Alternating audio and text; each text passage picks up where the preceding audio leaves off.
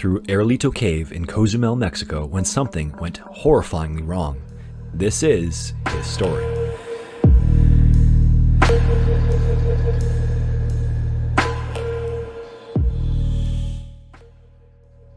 Donald Cerrone was born in Denver, Colorado on March 29, 1983. Growing up, Donald was considered a bit of a troubled child. As a teenager, he took up street fighting, and this would result in him often ending up spending the night in jail. When Donald was 16, his parents had had enough of his behavior and the fighting and sent him to live with his grandmother. His grandmother welcomed him with open arms and would even bail him out of jail after some of his street fights. The next morning, after she would bail him out, she would never bring up what happened the night before. She would simply say, "You know what you did," and then leave it at that. At the age of 20, Donald started kickboxing and then Muay Thai after that, and as it turned out, he was pretty good. After winning a few kickboxing competitions, he decided to pursue a career in MMA, also known as mixed martial arts, where he adopted the nickname Donald Cowboy Cerrone for his tendency to wear cowboy hats. He would win his first 9 fights in a row and was soon contending for championship fights in the WEC. After leaving the WEC, Donald signed with the insanely popular fight promotion company, the Ultimate Fighting Championship, also known as the UFC. As a fighter in the UFC, Donald rose to superstardom and became one of the largest drawing fighters in the promotion's history. In addition to fighting on the world stage in the largest fight promotion in the world, Donald is a bit of an adrenaline junkie, as are many of the individuals in that community. In his spare time outside of training and competing in the UFC, he competes and participates in all sorts of other high adrenaline pursuits like dirt biking, off-road racing, water skiing, and even bull riding. Another thing Donald really loves to do is scuba dive. After getting his certification in high school, he fell in love with all things diving. In his own words, he just loves diving. He loves shipwreck diving. He just loves everything about it. However, his favorite is cave diving. In August of 2018, Donald Cerrone was in Cozumel, Mexico, where he planned to go diving with a friend of his who we'll call Alex. The first 3 or 4 days of their trip, they went diving to some shipwrecks and to some coral reefs with a few other friends of theirs. They also planned a slightly more serious dive for just the two of them at a cave known as Aerolito Cave. In the old South Harbor of Cozumel, in an area known as Caleta, there is an unremarkable looking pond that is easy to get to and easy to access. Most divers and tourists pass by this pond and think nothing of it. However, this pond is actually very remarkable. In fact, it is actually named Cenote Aerolito de Paraíso. A cenote is a natural pit or sinkhole that forms when the limestone underneath the surface collapses, revealing the groundwater underneath. Many of these cenotes actually lead to subterranean water bodies that can range from just small pools to massive and expansive cave systems. Cenote Aerolito is unremarkable on the surface, but leads to one of these massive and expansive cave systems and connects to over 6 kilometers of mapped caves that exist below the surface of Cozumel. On August 17th, Donald kissed his wife and new baby goodbye before he was leaving to go meet up with Alex. Before he left, his wife told him that she was really uncomfortable with him going caving with Alex.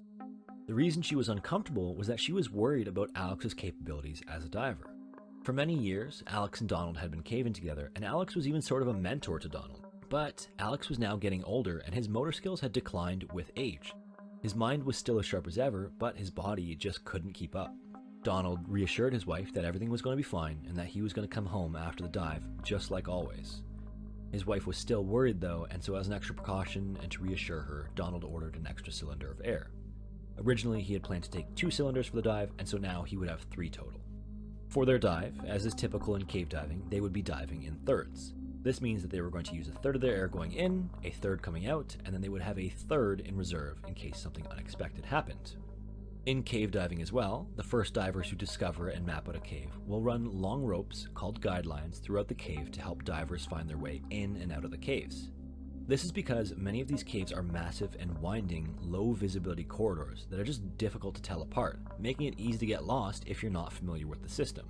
These guidelines are also marked with directional signals, known as cookies, that are clear and easy to read and point towards the exit of the cave.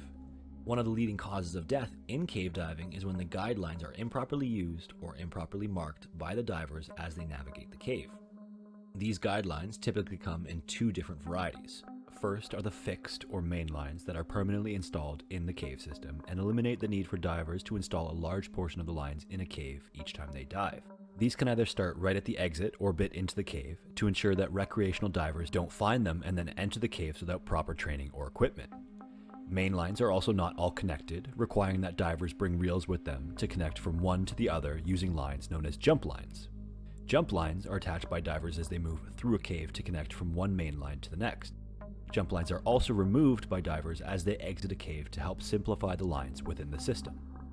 Donald and Alex entered Airlito Cave from the little unassuming pond on the surface. They then traveled along the various lines of the cave to explore the gorgeous and expansive system they had come to see.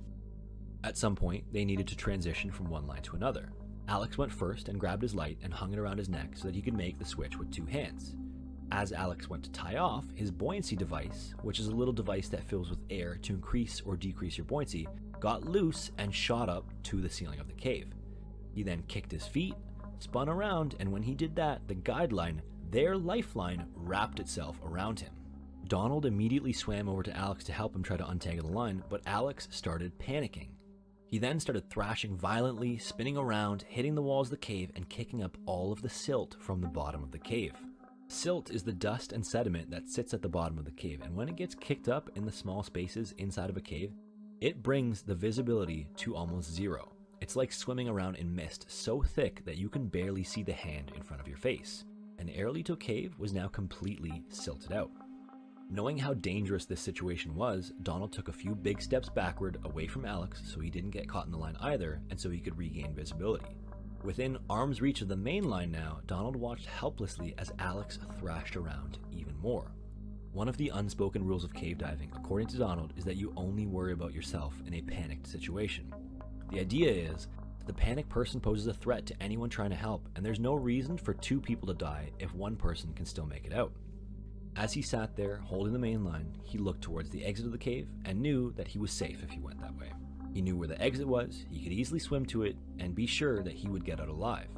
He also looked at the completely silted out section where Alex was and knew that Alex would almost certainly die without help. In the panic, Alex had somehow turned off his light, and Donald just sat there thinking that he hopes that he also didn't drop his mouthpiece, and that he wasn't drowning to death just a few feet away from him. Donald decided to break one of his unspoken rules and decided to go into the silt to try to save Alex. As soon as he entered the silt, he lost all sense of direction, he didn't know which way was up or down, and then he started to panic as well. All of a sudden, he was taking deep, fast, panic breaths, completely freaking out, more panicked than he's ever been in his entire life. In his panic, he smashed his head off of the ceiling of the cave and then closed his eyes. The hit to the head gave him a brief second of calm, and then he managed to tell himself to slow his breathing down. With his breathing slowed, barely able to see the hands in front of his face, he looked at his glowing watches that indicated his depth and time. He then checked the two pressure gauges on each of the cylinders he was using and knew that he had a third one that was completely full, still unopened. He then closed his eyes and sat there in the pitch black, silted out room, trying to think through the panic and figure out a plan. The first thing he did was try to feel around the silt and try to find Alex, but Alex was nowhere to be found.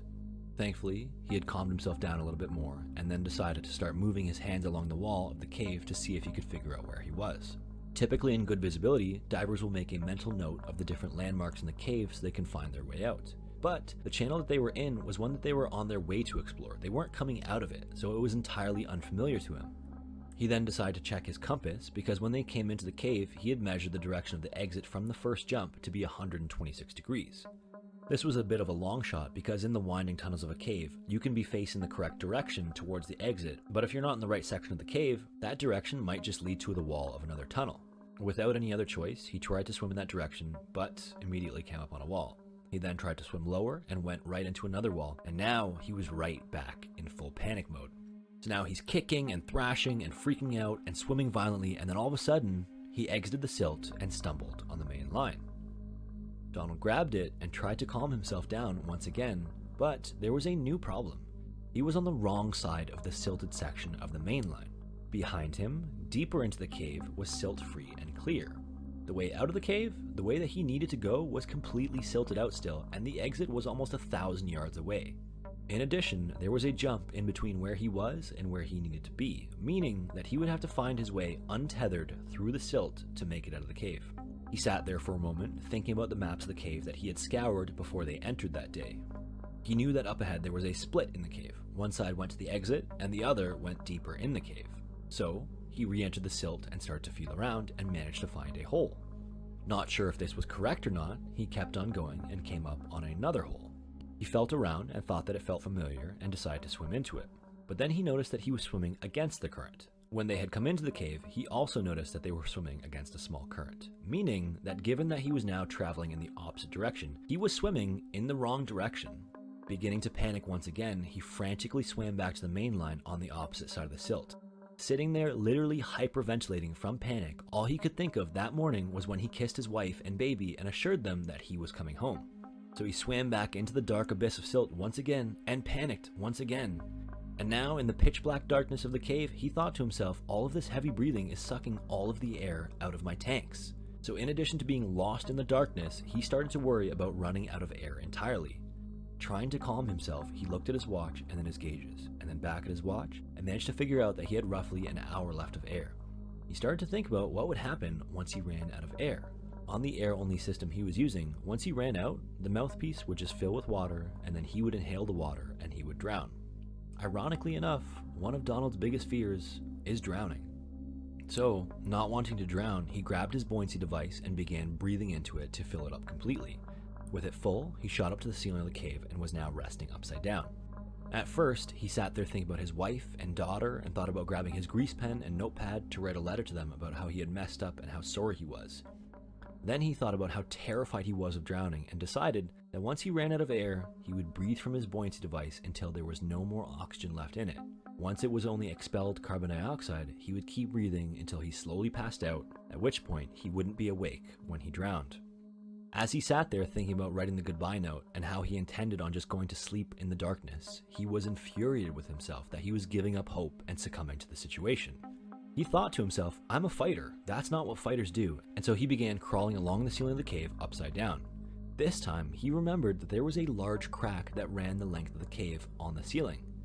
In his panic, he frantically crawled along the ceiling, breathing hard, hyperventilating, and then all of a sudden, he found it. So he latched onto the crack, crawled along it, and then it started to widen, and then there was light off in the distance. He could see the green glow of light filtering into the cave. So Donald swam frantically to the glow, all the while still panicking, still hyperventilating, and when he reached the opening, his tanks got stuck and they wouldn't go through. And so he was kicking and thrashing and freaking out, but he managed to follow the crack some more, and then his tanks went through, and then there was the opening of the cave. He made it. Upon making it out, the relief was just unbelievable. One second he was writing a goodbye note to his wife and kid, and the next he was going home to see them. As he left the water, he saw that Alex was just sitting there. As it turned out, Alex managed to somehow grab the main line in his panic and just followed it out of the cave. The two of them looked at each other, and Alex said to Donald, "So, we're not diving together anymore, are we?" And Donald would answer back, "Nope, that was it." Donald then grabbed his phone, texted his wife, and said, "Had a bit of a scary moment today, but I'm coming home." This story is based off of the first-hand account given by Donald Cerrone. I will post a link in the description of that video. I highly recommend you check it out because he does a wonderful and terrifying job of walking you through his exact emotions and panic during the entire ordeal. If you made it this far, I just want to thank you for watching. I hope you enjoyed the video. This is part 6 of my Cave Exploring Gone Wrong series, so if you like this type of content, be sure to check out my other videos. If you want to support the channel, give this video a like and drop a comment down below. If you're new here, I hope you'll consider subscribing to my channel so you don't miss any of my weekly videos. Once again, thank you so much for watching, and hopefully I will see you in the next one.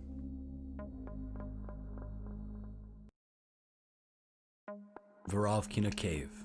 At 7,257 feet deep, Vorovkina Cave is the deepest cave on Earth. The cave is so deep that it takes over 4 days and thousands of feet of rope to descend to its immense depth. And certainly, what would the deepest cave be without a couple of horrifying incidents? These are those stories.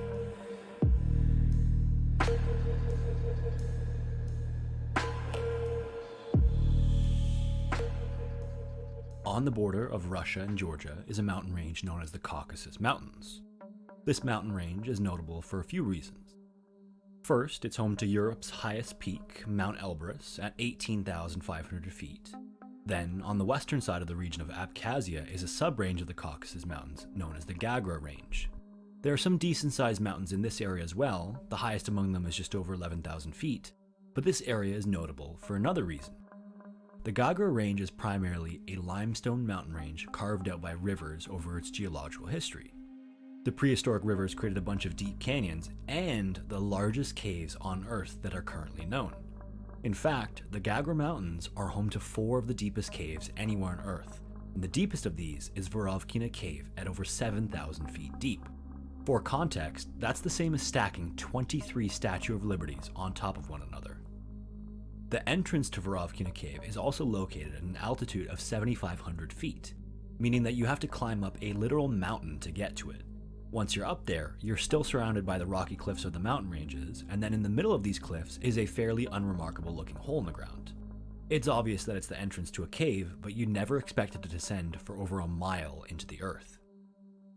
When the entrance was first discovered in 1968 by a group of cavers, they only descended down to a depth of 377 feet before returning to the surface.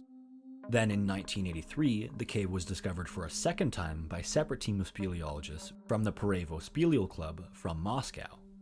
Over the next 3 years, a series of expeditions pushed the depth to around 1,400 feet, but then for reasons that are unclear, there were no more expeditions until the year 2000. Work resumed again that year, but it would take all the way until 2015 to discover a new shaft that would unlock the true depth of Vorovkina Cave. By 2017, they had extended the maximum depth of the cave from 1,400 feet all the way to 7,200 feet and mapped over 17 kilometers of tunnels and passages. Then finally in March of 2018, the official deepest point of the cave was discovered at the bottom of a subterranean lake where the cave meets the water table, giving Vorovkina Cave a total depth of 7,257 feet, or 2,212 meters. 6 months later in September, the Parevo team returned once again to continue exploring the cave, and this time they were joined by photographers Robbie Stone and Jeff Wade. It was this same team of world-class cavers from the Parevo Club that made all of the seminal descents of Vorovkina and of the other deep caves in the Gagra mountain range. Led by team leader Pavel Demidov, this expedition would be returning to the bottom of Vorovkina Cave to collect samples of some of the potentially undiscovered species and explore some of the promising horizontal passages at the bottom of the cave, all while having Robbie and Jeff document the entire thing. Now, in an ordinary cave of moderate depth where you can descend and ascend in a single day, you'd still be bringing a decent amount of equipment because you need food and a bunch of climbing gear for every single person on the team. In caves as large as Vorovkina Cave, the descent is more similar to an expedition that you'd expect to see when climbing a tall mountain. If you've ever watched anything related to Mount Everest, you may have heard of the multi-camp system.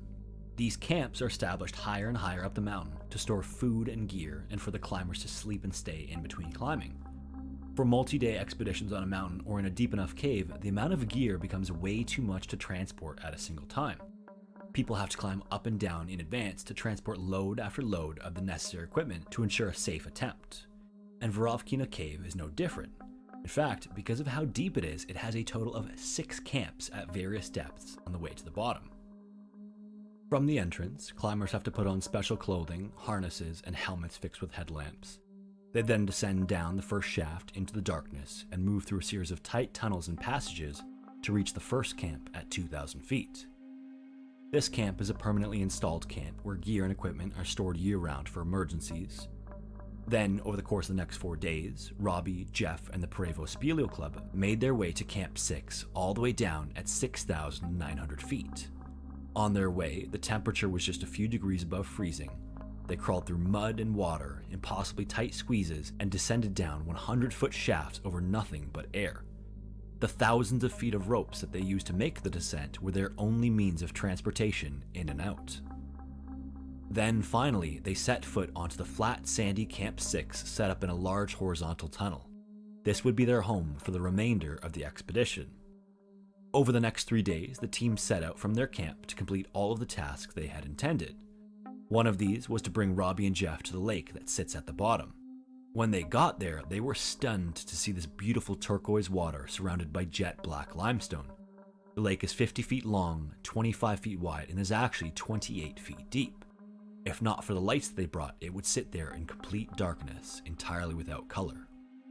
On day 7, everything was still going according to plan, and that day, 2 of the members of the team had to leave early to catch a flight home.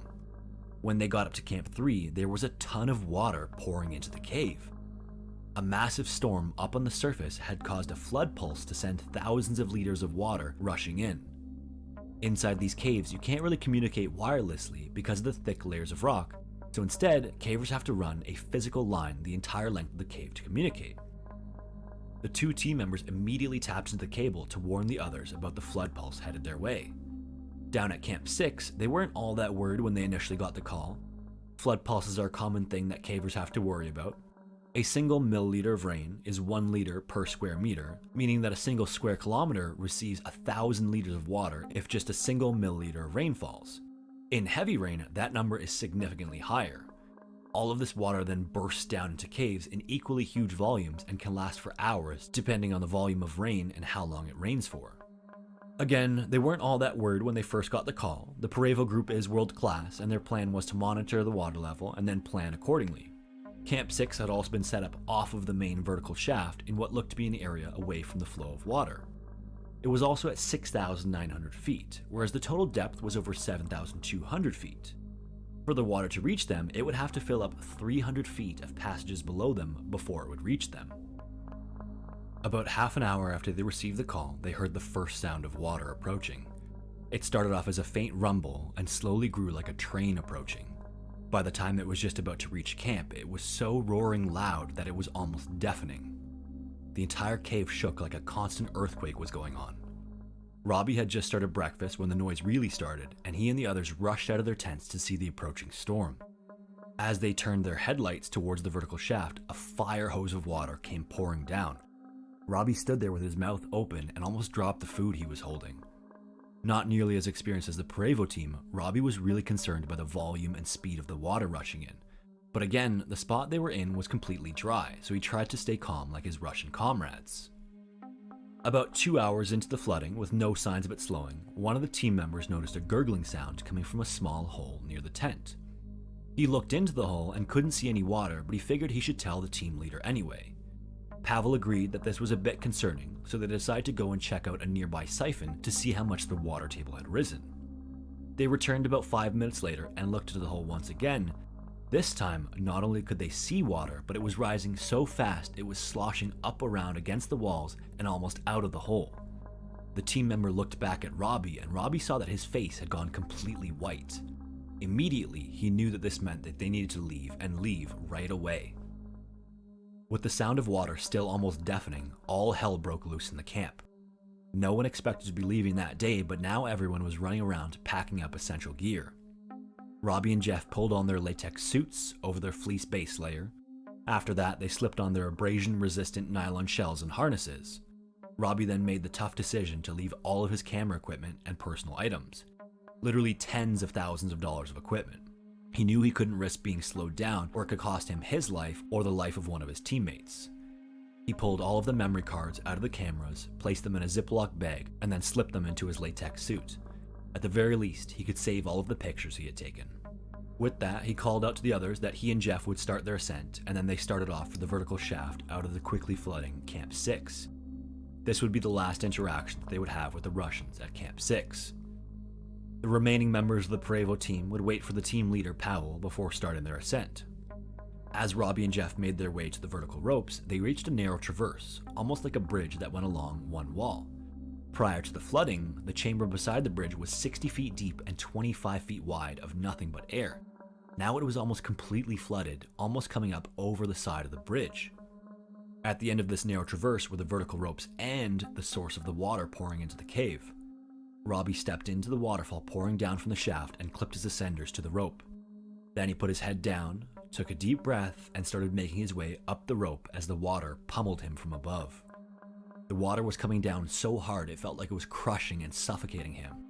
It was literally as if his head was being squashed into his shoulders. Thankfully, he was able to tuck his chin, which allowed the water to run off of his helmet and create a small air pocket for him to breathe. Focusing on just the white rope directly in front of his face, he moved his ascenders up rhythmically as fast as he could. Finally, he reached an area with a small outcropping that he could step on and out of the waterfall to look up. He saw that the rope was coming out of a shoulder-sized hole in the rocks, but this was also the source of the water. Coming out of this little hole was a fire hose of water that seemed to take up the entire space. He thought to himself that there was no way he was going to be able to make it through that intense downpour. At the same time, he couldn't just stop, he was the lead climber. Everyone else was coming up behind him, and there was no telling what the water was like down below. He had to at least try to make it through. When he got to the hole, the force of the water was so strong that he was only able to push his ascenders a couple inches at a time.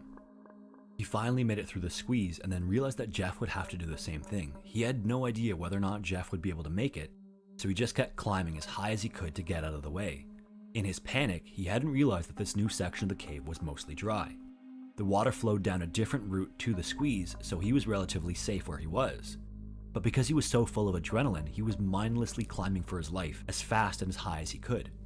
He only finally realized what he was doing when Jeff yelled out to him to slow down. Snapping out of it, he stopped and waited for Jeff to catch up before they continued.